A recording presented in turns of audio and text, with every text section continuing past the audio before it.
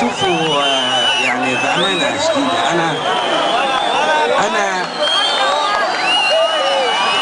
أنا بحب غادة جدا فعلا. أنا بحبك قوي، بحب محمد منير وكلنا بنحب محمد منير.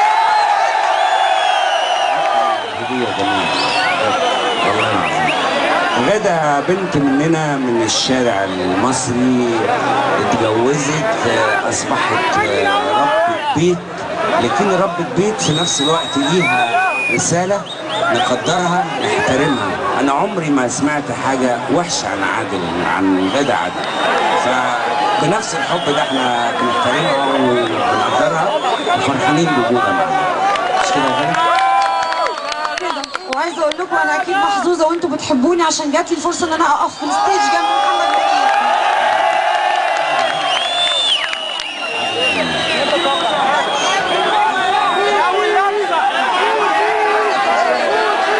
نعناع الجنينه. بس البنت اللي انا كنت قصيتها في نعناع الجنينه ما يعني تيجي عندك ايه ده؟ يعني مش عارف ايه يا حبيبي. هي شوفوا من حق اي حد في الدنيا يغني، لازم نوافق على ده.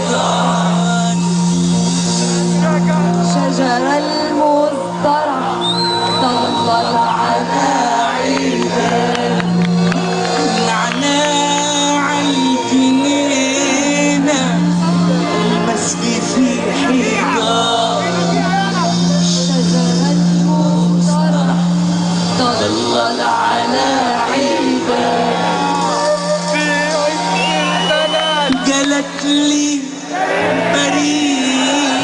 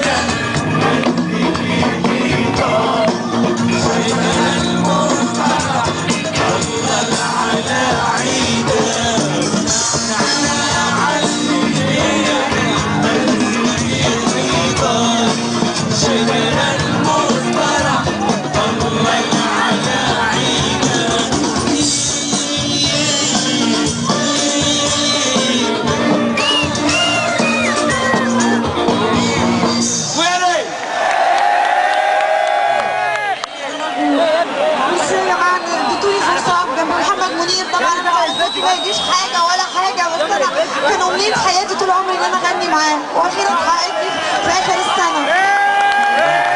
وانا باسمكم كلكم بشكرها وبقول لها بحبك يا غاده وشد حيلك، وانت وكل جيلكم الحلو. كلنا بنحبك. ثانك يو، كل سنه وانتم طيبين.